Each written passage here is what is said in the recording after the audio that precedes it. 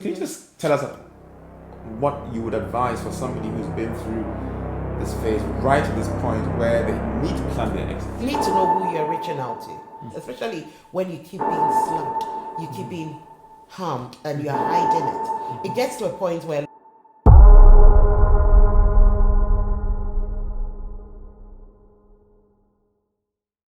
have spouses where you can't have a rational conversation without it getting out of hand. What do you do?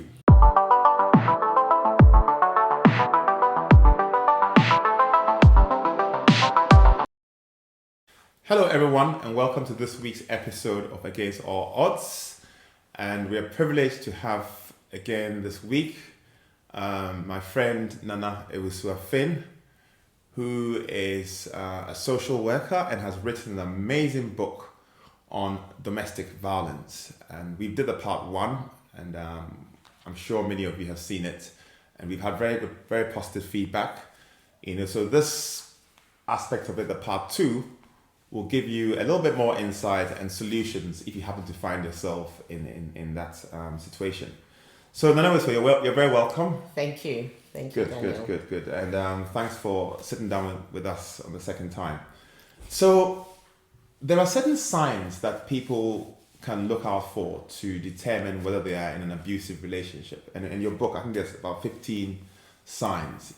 Can you just tell us a little bit about it? Because, like I said, some people might not even be aware that their actions, constitute any kind of domestic abuse. Okay, when we talk about domestic violence, it's something that happens in the home. That's why we have the name domestic. So if there's anything going on in your home that is causing you emotional harm, pain, or to your mind, what you need to realize is that you are being abused. Some people don't see it because some it's very subtle. Mm-hmm. There are some glaring ones and there are some subtle ones. Mm-hmm. Some of the signs that sort of immediately come across in your relationship. Remember that when you were in the relationship, you were free to do what you wanted. You spoke anyhow, you dressed anyhow, he appreciated it or she appreciated it. You find yourself in a marriage or serious relationship and they sort of are conscious of what you're wearing. Don't wear this dress. It's not don't wear this dress, but wear a particular dress. Mm-hmm. And maybe that's not you, mm-hmm. because you have your dress sense, mm-hmm. and it was that dress sense he liked you. So why should I wear something to please you? I need to wear something to compliment you, but not to just please you, mm-hmm. because it should be for both of us. I should feel good in what I'm wearing, mm-hmm. and you should be proud of what I'm wearing. Mm-hmm. They isolate you from your friends. Mm-hmm. They gas and your family. Mm-hmm. Oh, you cannot be going to this auntie's house. Mm-hmm. I really don't like this friend. This friend is pushing you away from the home. This friend is taking you to places I don't like. But this is a very good friend you've known all your life. Mm-hmm. And therefore very difficult to tell that friend, I cannot see you anymore. It's a bit patronizing for a husband, mm-hmm. or a wife to tell you who to befriend and not to befriend. Mm-hmm. You will know if you have a bad friendship. Mm-hmm. You would know it yourself. Mm-hmm. And then gaslighting, mm-hmm. is like emotionally, they play on your mind. Mm-hmm. I know some people who would hide the remote, even when you put the remote in the particular place, mm-hmm. that is designated for it. Mm-hmm. They hide it and then they come and say, where's the remote? And he said, it's on the table. No, it's not on the table. You search everywhere, it's not on the table. Mm-hmm. Then for some reason, he finds it. Mm-hmm. I told you, they blame you. Mm-hmm. So you are constantly questioning yourself. Why am I being forgetful? Why didn't I remember to do this? Why didn't I latch the door? Why did I leave the gate open? Mm-hmm. All this begins to play on your mental health. Mm. Body shaming. Mm-hmm. You are putting on weight. Mm. You are fat. Mm. You are too slim. Mm. You cook. The food is not tasty. This person's food was better. Mm-hmm. I'm going to buy restaurant food. Or maybe you really cooked and you think I've given it my best shot. And then you told him you are cooking. Mm-hmm. And what does he do? He comes home with takeaway. Mm-hmm. And you ask yourself, what's going on? Mm-hmm. So it's the mind games. Mm-hmm. He would pull you when he's talking to you. Mm-hmm. He will push you. And these are little things. If you allow it to carry on, mm-hmm. it becomes ingrained in your relationship. Mm-hmm. And it gets to a point you either accept it or you are always arguing. And mm-hmm. then it doesn't augur well for a healthy relationship. Mm-hmm. So the signs are there. You can relegate it to the background as it being one of those things, or you can actually pull him up on it to say, look, I like this dress. When I wear this dress, it makes me feel confident. If I wear the shoe, I'm able to walk in it. Because you only sort of tend to complement the other. You don't bring the person down. When two become one, you should have a plan to raise each other up. Let them be who they are, because that's your home. At the end of the day, that's the lineage you are also starting out. So you want the best for your home. You don't want to have a wreck for a wife or a wreck for a husband. Some women really do it to men, and men lose their confidence. They are not men anymore. They are always seeking for approval. It's wrong. I think one of the other things that you also mentioned is when the person sort of constantly monitors your phones, your emails, wants to know exactly where you are at every... I mean, what's the balance in that? Because obviously when you're in a relationship, maybe the other person wants to know your whereabouts, but then when does it become a bit excessive, Okay, so I always say you start the way you want it to end. You cannot say because I'm in a loving relationship, you immediately give him your passwords to your bank cards and your PIN number. You may naturally be a private person. I mean, there are certain things that is mine. I may be married to you, but it belongs to me. I can share it with your permission, but you can't just take it. And if you take it, it shouldn't be in an abusive way. We can have both cars. You can say you're taking my car to use, for instance, and you come back and you fill the petrol. That's a lovely thing you've done. But if you consistently use my car and leave it at the zero gauge, and then when I'm ready to go out, I have to go and buy petrol, then we need to sit down and talk about it. So you have to be very careful. If the partner is asking you for your card details or your phone, the PIN to your phone, there's nothing wrong with that, because I've nothing to hide. Because it's fine. But when you know the person you are with, you need to be very careful. In a relationship, you also have to be careful when you're living with your parents. When you get to your destination, mommy, I'm home, mommy, I'm there, I'm leaving the house now. This is all for your protection. In the same way, when you're in a relationship, oh, darling, or whatever name you call your husband, I'm leaving, I've arrived. That's okay. In between, until I've reached out to you, I don't think you need to be checking on me. I had a friend, for instance, who was like driving on the motorway home, and every time the wife was nagging, you finish work at 5, by 5:30 you should be here. I had to call that friend, and I had to tell the friend, hang on a minute. There are journeys. I mean, the journeys you make, traffic on the way, you can pass somewhere to pick up something. I could even be surprising you. Why are you putting mental pressure on me? So you have to know who you are with and how you communicate. But always remember, begin with the end in mind. Something else that you also mentioned is controlling of finances. Can you just tell a little bit about that? Okay. For some people, it works for them. For others, it doesn't.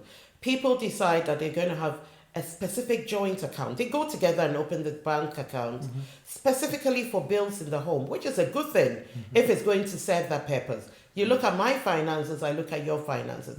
Is it going to be 50-50? Is it going to be 75-25? No, that's why I always say people should go into relationships with a relationship plan. What are you going to do? What are you bringing to the table? Let's see how it works for us. Don't put undue pressure on one person because he's the man or the woman. If the woman earns more than the man, you are going to have your marital plan and you are going to give more into that account. But you agreed that it's going to be for bills. And then the man calls you. I transferred money from the account because I needed to buy some shirts. Today and my mom needed money, so I sent her money. These are all done without your prior agreement. That becomes abusive because that's not what the money was for. At the end of the month, one of us would have to put money in for the direct debits to go out. And therefore, you need to begin to address things. What the money was intended for should be intended for. People take money from their wives and husbands. I'll pay you back. That's a bad debt. They never pay back. And when you keep asking, then they rather become confrontational. And so you live in a place and you don't even want to ask for your money back, because when you think of the aggro, the anger that it would exude from you, you just say, you know what, let sleeping dogs lie. But then that person knows that I can do that and get away with you. But I tell people who do that, once bitten, twice shy. You do it once, that's it. I give you money again. No, that's not going to happen.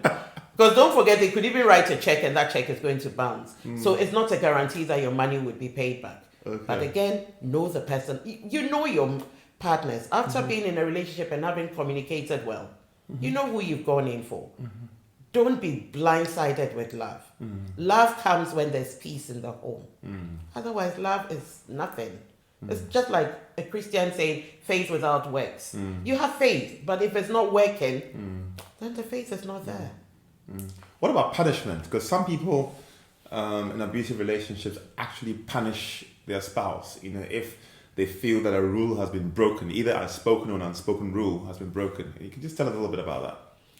Some people do that only because they want to be in control. Because how can you say you are punishing your partner? For what? I mean, even with children, it's relative. You punish them by depriving them of certain things. But you cannot punish your co-equal. We are equal in this relationship. So why would you punish me? When we're growing up, I remember some men, as fathers, used to punish their wives and would make them walk to church, to go and catch a bus or the taxis into town. And you ask yourself, you think you are punishing this woman, but in the long run, you are actually breaking this woman. Because this woman is seeing other families, seeing what others are doing for them. That means that your home is not going to be a happy home. When people live in relationships and think, I'm doing something to punish your wife or your husband, invariably you are ending up punishing yourselves. Because if you pick this woman up from work and it's going to take her 5 minutes to get home in your ride, and you allow this woman to go on public transport, it could take an hour. You're going to have a late dinner. You're not going to have everything is going to be set back. Is that what you want?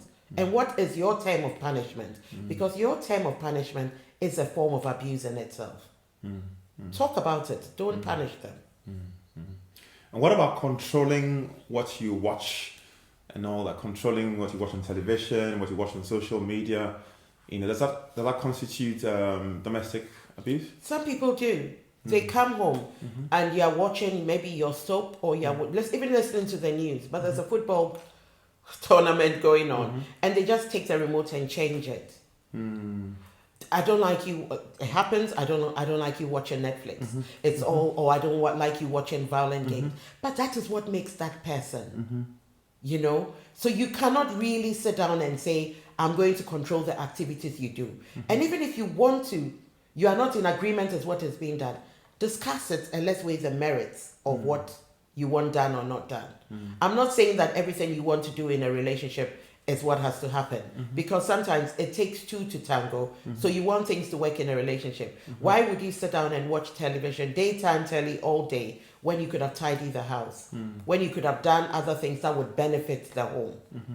I know people, when people are coming to their home, then they take everything and push them in cupboards. If you open that cupboard, everything is going to tumble down, but everything looks great, but that's not what the home is about. You want to be in a home, when you're looking for something, you are going to find it, because collectively, where that thing should be.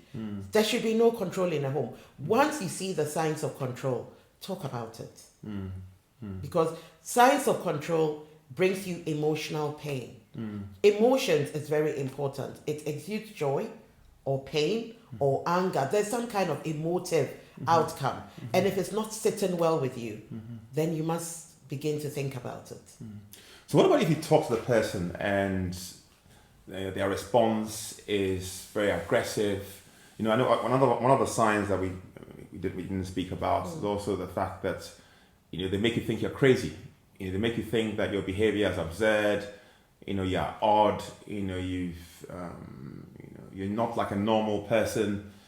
All these things sow seeds of self-doubt.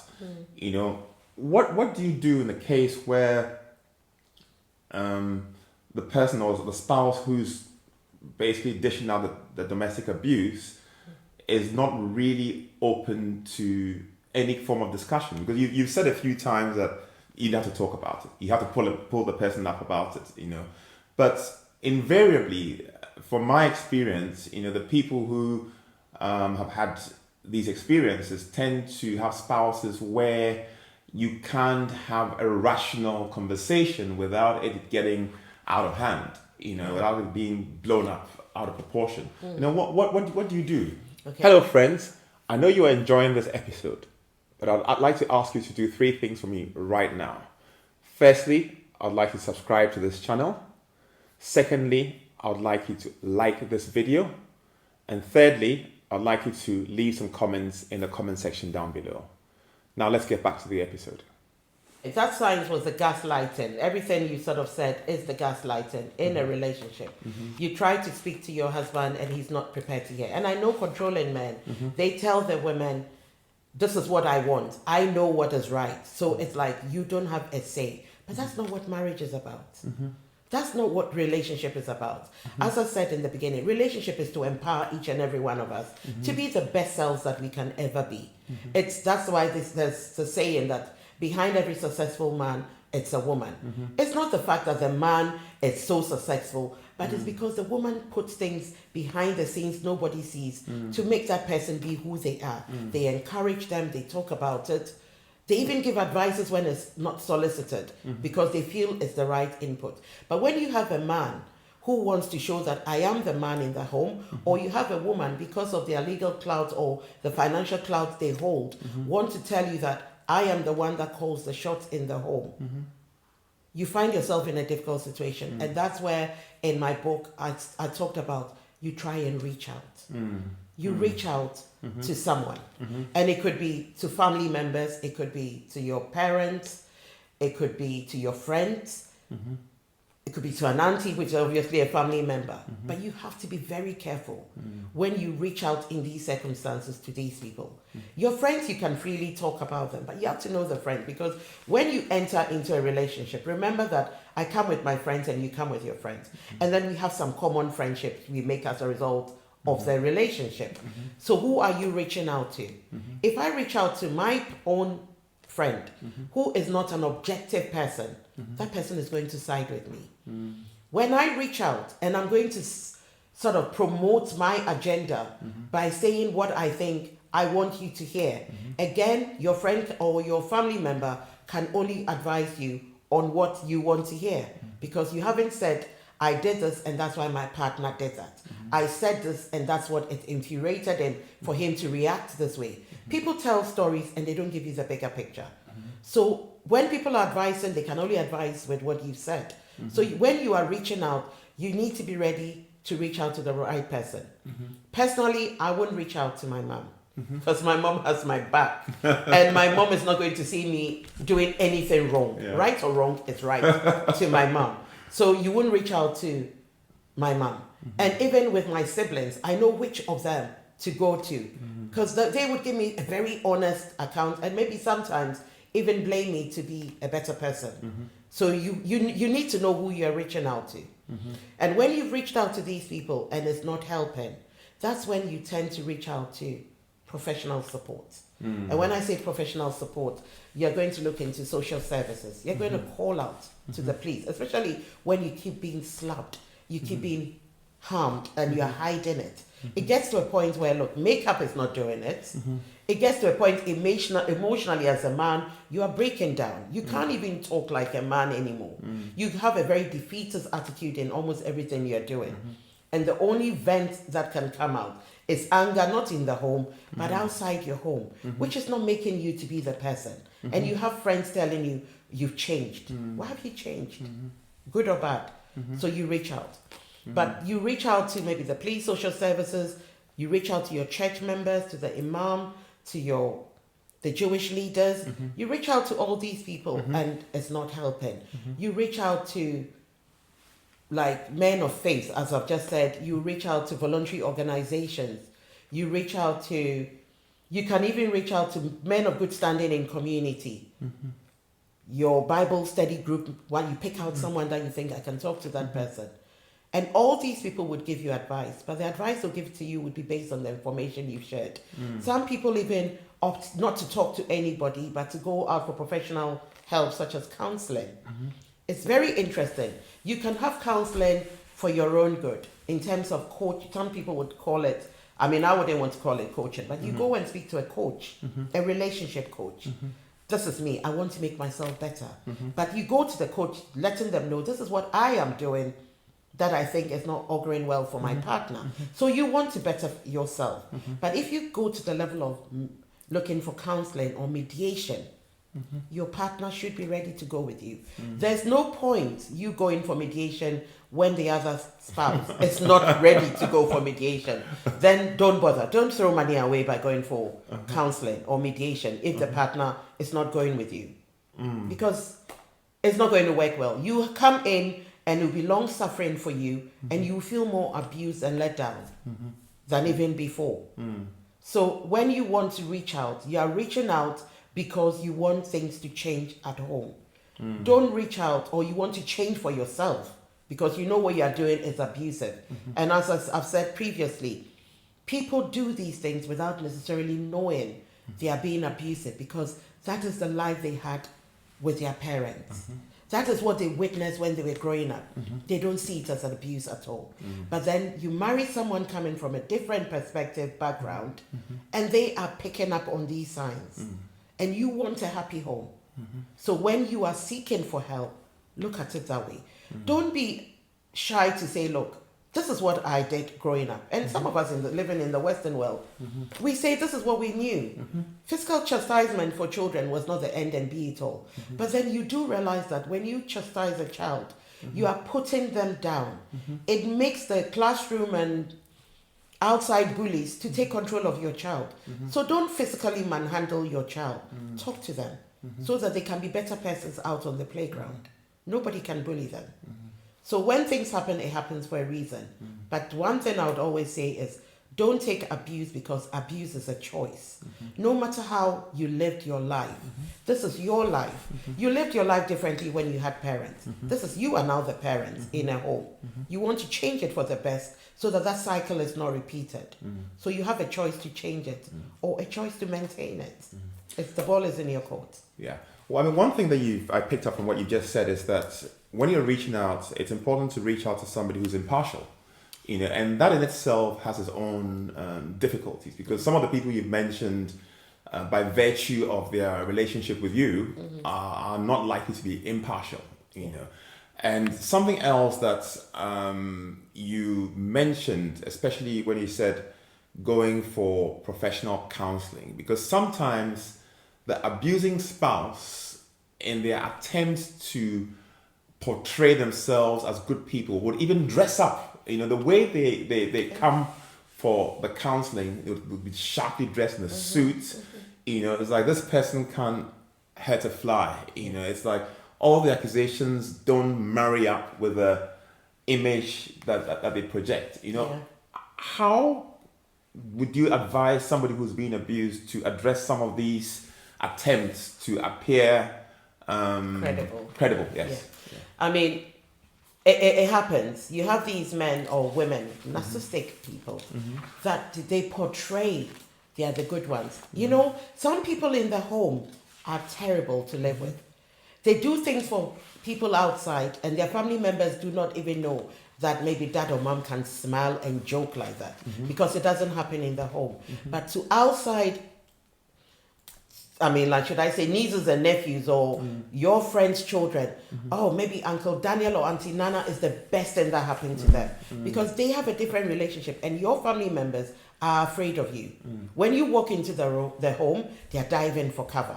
Until they are called, they are not heard, So you have to be very careful. All the examples I mentioned about reaching out has its downside. For instance, the family members I talked about, and a bit of family, like mothers and immediate family, but even to the police, don't forget that these are people. They are people themselves who have they have lived. They have their life experiences. Sometimes you come with an example or you come with a complaint, and they try and relegate it to the background, trying to put their values in place of what you are saying to them. That's why you have some police officers coming to the home, and you say something and they don't even pick it up as a red flag. They don't even address it. They sort of generally would gloss over it, and it's okay. And some people would also reach out, what do you want the police to do? Don't forget that the police, They don't come into your home to come and sit down and chit chat with you. There are some police officers that are actually designated domestic violence support officers who would guide you through whatever you are going through, signpost you to appropriate support. But the police officer that came into the house because someone has harmed you is looking for a crime. They are not looking for friendship. So when you tell them that, no, I don't want to press charges, that's the police officer's work done. Oh. A police officer that knows their job would signpost you to an IDVA, Independent Domestic Violence Advice Officer, to support you. So they haven't left you, but you get other police officers who would leave you. And then you say that I reached out for help and nothing happened. So it depends on who walks through your door. A social worker would also come through your door, would speak to you, and you don't want to leave this abusive person, despite the fact that the harm and abuse is happening in front of the child.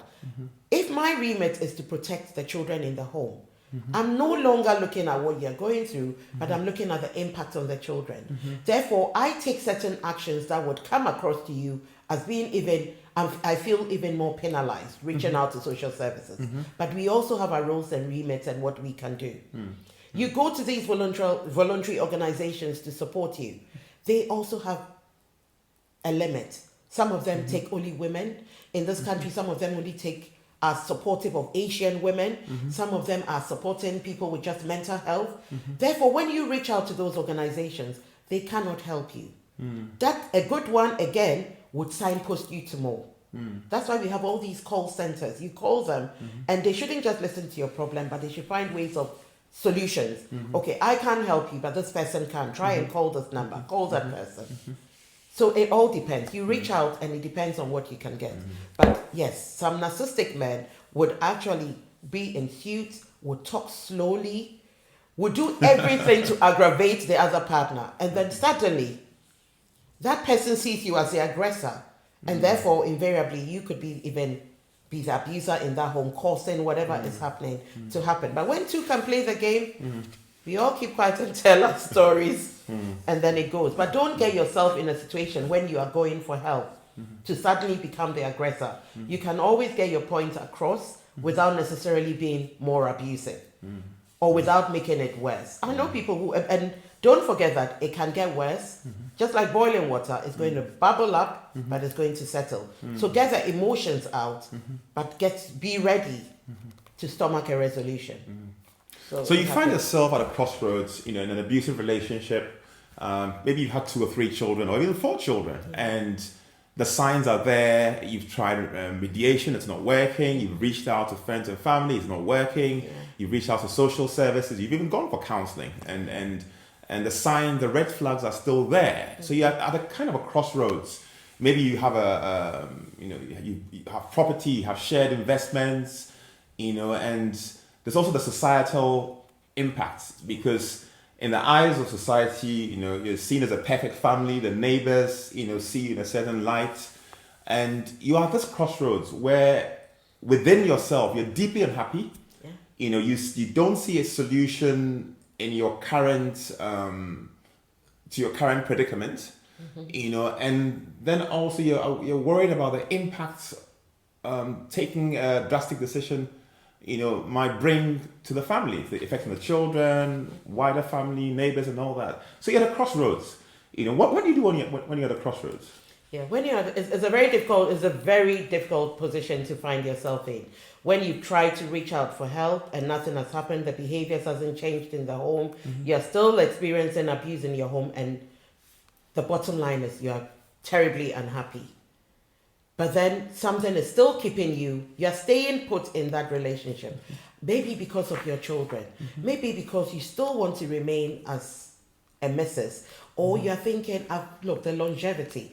I have been in this relationship for so long. I entered into this relationship when I was so young. Why do I want to give it now in my 50s and my 60s? Who is going to have me? Because you've been put down to such an extent that you are nobody. Sometimes you become a housewife for so long, you don't even have any professional skills to even say, I'm going to start out on my own.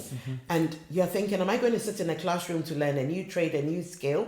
So let me just stay put. At the end, you convince yourself, he's paying for the school fees of the children. They are going to private schools. They are doing well. Look, he takes my child, the boy, to the football. I can't do that. Keep making excuses, okay? Just keep making the excuses, because the excuses are there. We have property together. If we're going to split it, the money that I'm going to get out of the sale of the property is not going to be enough to let me live in this environment. I have to maybe move further afield, and my workplace is going to be further. It's going to be further away.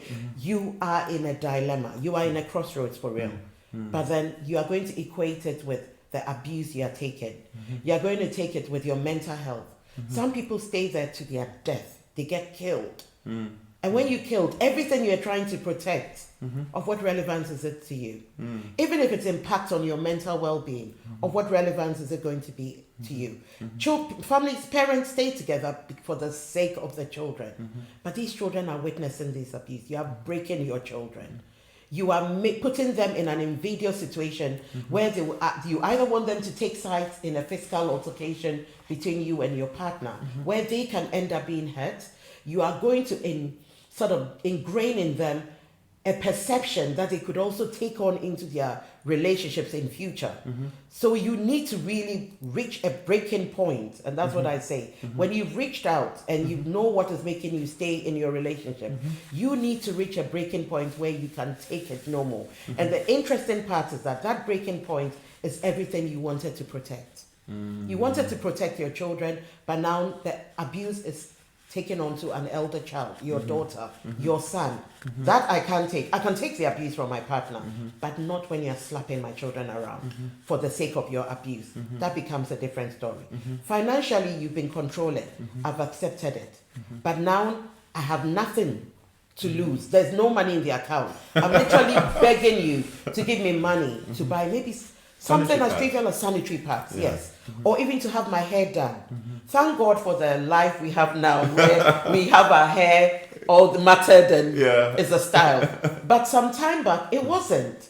But you had women having to sort of have their hair in headgears and stuff like that. Not because they wanted it, but because they didn't even sometimes have money to go to the salon to have their hair done. So that would be your breaking point. Come on. No joint account for me. I'm moving on. And I need to move on. Think about it when you're moving on. And that's, I don't know whether we'll get to it. But that breaking point, when you reach that point, don't shout it to the world that I have reached my breaking point. That's the worst thing you can do. Because most people who reach their breaking point, their spouses know. They realize that you've reached the limit of your endurance. And there's only so much you can take. So something that you would always challenge them, now you've gone silent. That person knows what makes you tick. He is also thinking, or she's also thinking, why has he gone so quiet? So he begins to observe, he begins to watch you more. He's beginning to watching your moves more. He's also looking at you because you've changed to him. You've always taken it. So what has changed? So at the back of his mind, you want to leave me. Try and tell him you want to leave him. Some people will let you go.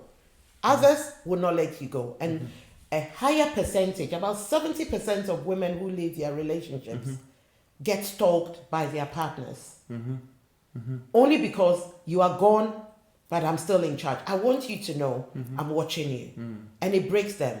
The children that you leave with them, you leave with the children when they are young.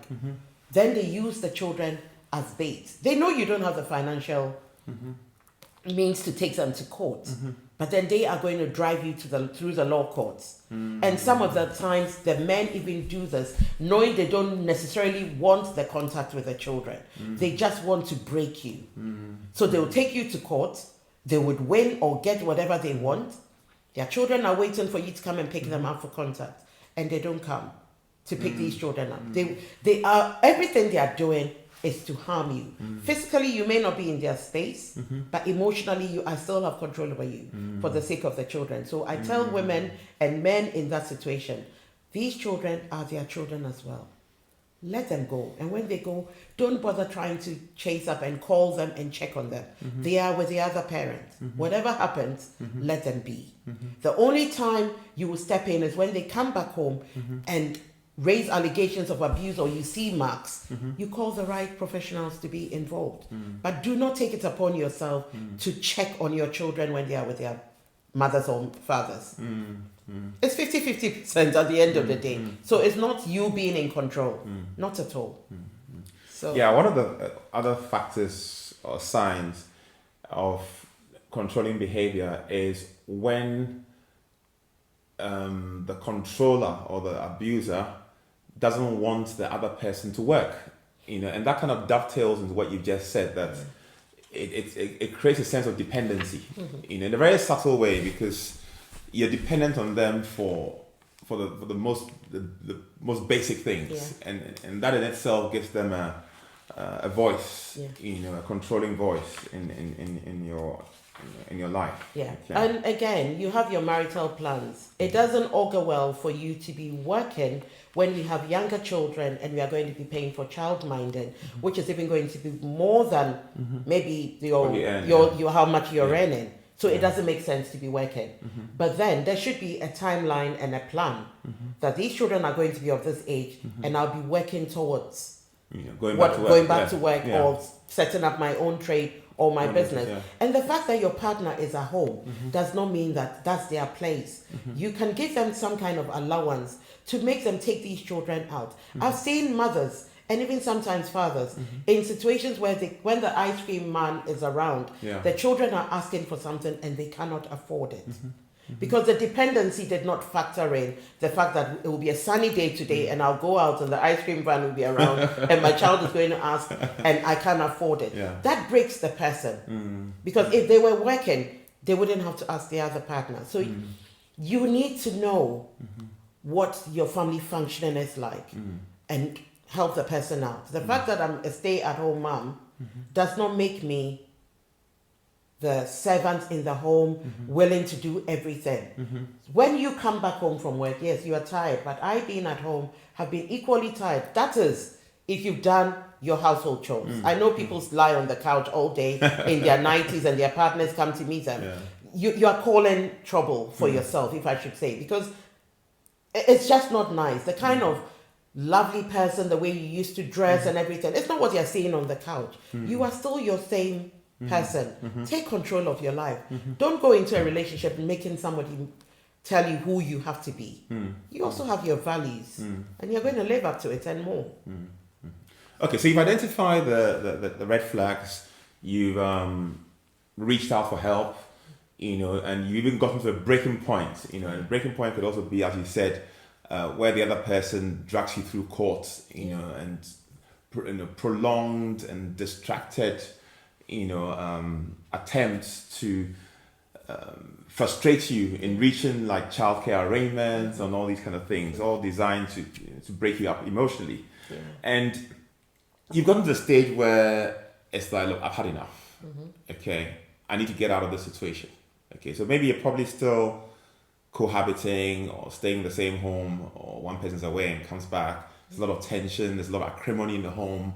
The children are confused. They're worried at what's going on. They're not quite sure what's about to happen, and you just get to that stage where it's like, I can't take this anymore. So you've got to plan your exits. And that in itself also brings many complications. So can you just tell us what you would advise for somebody who's been through this phase right to this point where they need to plan their exits? What would you say to them? If you want to plan your exit, don't think that you are the one to leave your home. Because most people feel, if I want to leave, I'm the one to leave. Sometimes the abuser is made to leave. Depending on what the abuser has done, you buy yourself time. Because I've had so many situations where a woman with maybe 3 or 4 kids is having to flee. For how long can your friend keep you in their home if you don't have the financial means to go and rent a place? So sometimes you have to make sure that it's the partner that is leaving. And that is when, especially when they harm you or injure you, that is the evidence right there for the police to keep that man away from the home. And you don't only stop there, you get injunctions in place to prevent him from coming into the home. If it's the sale of the house, it will be done in time. If it's whatever it is, it will be done in time. But there are many women who have to just get away out of the home because they just can't, even if they stay in the home and the man decides, okay, you stay in the home, but I'm not going to pay the bill. And it's a joint mortgage or something. You don't want to lose the property. So you are going to, okay, you stay in the home and I'll leave.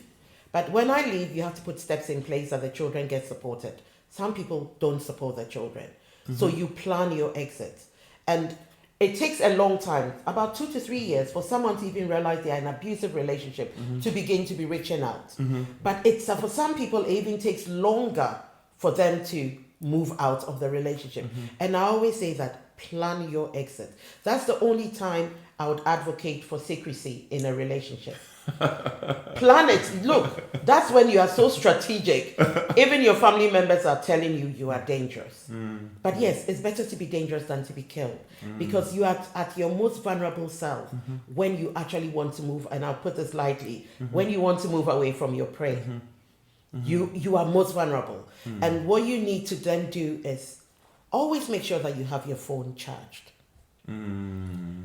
When you are being abused, you must have one trusted friend or family member that you can say that, look, when you don't hear from me for so long, call me or check on me or come to the house. Have a code with people that you can trust. Because even when you reach out to social services, I'm human. You may tell me something that you may have not said to me that this is in real confidence. And I may not have been savvy enough to realize that I cannot share this with a person. And then I go out and say that, look, if you don't do this by, she could even be leaving you tomorrow. I've let the cat out of the bag. So that is when people feel that some people, when they are leaving, are very dangerous. And men don't see it coming. Some women don't see it coming. They go out and by the time they come, the other party has packed out. And it's such a shock to them. But you know what you have endured for years. So you moving out, you haven't taken it lightly. You've always made sure that you have a charger. Some people even have an extra phone. I personally know that if I get into that situation, I cannot hide a personal phone from the world. You know, there are certain things I know that I cannot keep quiet about. So if I am planning to move out, I need to be extra quiet. And maybe even in my quietness, you would know something is happening. So don't do that. Live your normal self. Do everything that you do. Cook. Do everything that you are doing in the home. But you know you want to exit. Because I'm telling you, abuse is not an easy thing. And you have family members who want you to remain in relationship for whatever they can get. You have friends, you have siblings, you have even the church you go to, wherever you go to worship, they want you in that relationship because the two of you are supporting that church so much, they cannot afford to leave you. But it boils down to just you taking that abuse to make that decision to leave. So whatever it takes for you to leave that relationship, please do it. And do not feel ashamed about it. Do your homework. Speak to people. Know that, okay, when I leave with my children, I'm going to pick up my children from school and I'm going to go. Don't think you have to pack out everything out of that home. Take anything that identifies who you are. Like your passport, your work ID, anything that would make you, this is me. I can identify myself. The children's birth certificates to know that these are my children. Anything that matters. Sometimes that can be out of the home years before the partner even realizes this is what I'm doing. So you're going to find a secure place. Find a secure place. Or have a bag that it has everything in. All I need to do is to pick up the bag and I'm out and I will not look back. Because know that you can come back with the police or with other professionals to help you pack your stuff out of the home. But the main things the person will be looking for is these things that you have in your possession already. So that means you have thought far ahead. They are not thinking you want to go out. So some people, by the time they realize that you even want to go, you have checked out a long time ago and therefore you know what you are doing. It's very important when you want to move out, but you need to be ready to do that because there's no point moving out and coming back. You make yourself more vulnerable in the situation. So planning your exit, moving in silence is so important. It's so important. And do it for you, not for your mother, not for your family name, because you can be a better person to your children or everything you're trying to protect. But when you are dead, mental health, you can't have any of those things back. They are not even relevant anymore. Look at the things that are prized possessions. When we are not there or haven't even missed it for a while, it's nothing. But your life is your life till death.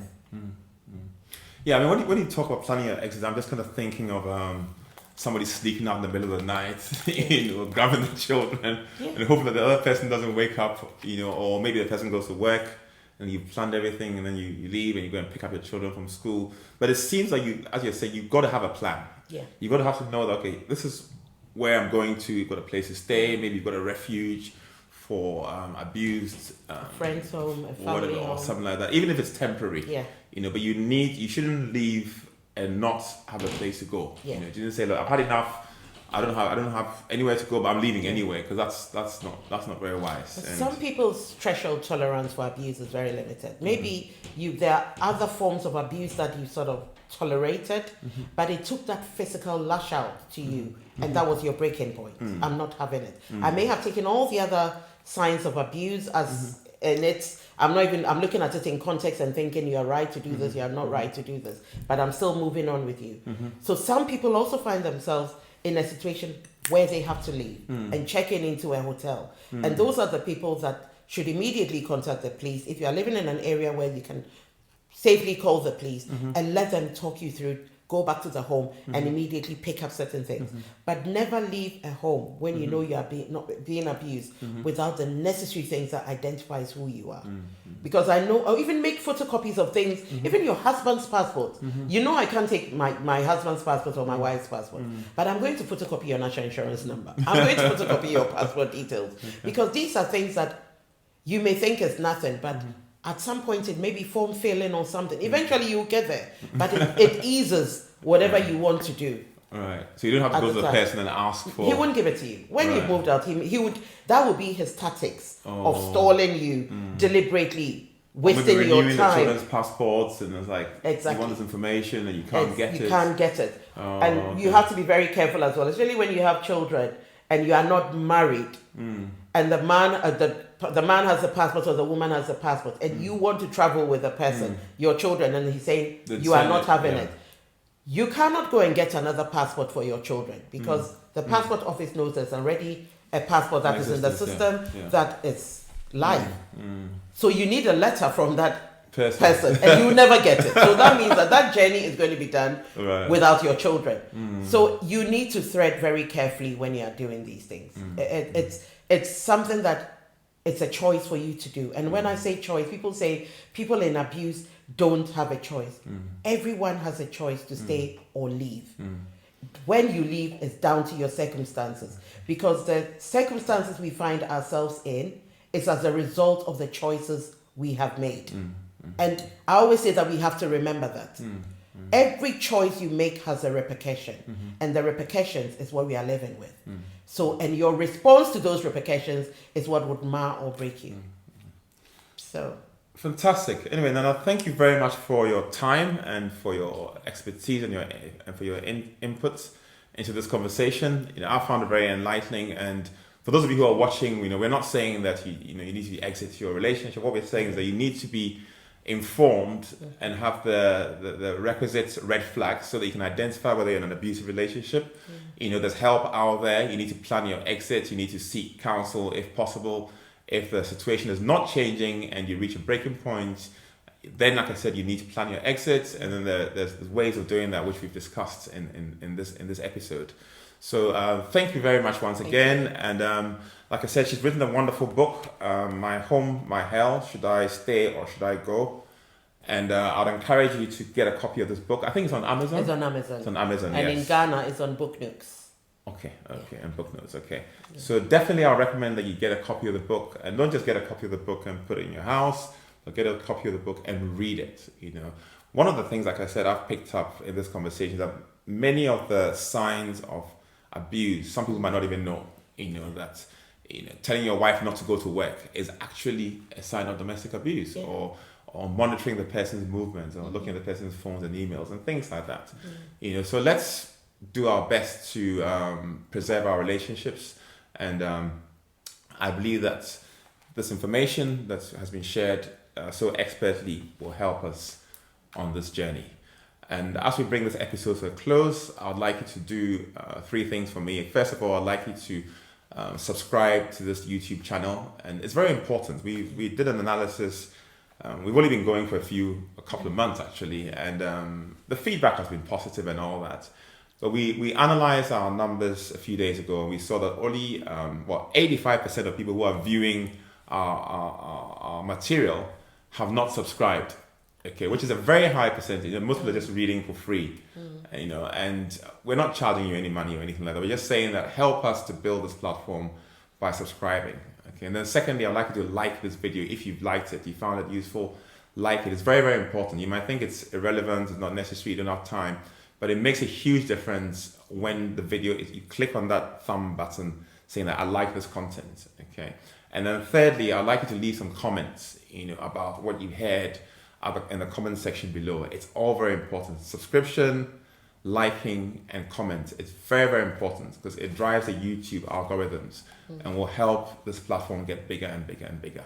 And if you want us to continue bringing you good quality people like Nana, please help us by subscribing, liking, and commenting. So thank you very much, and see you next week.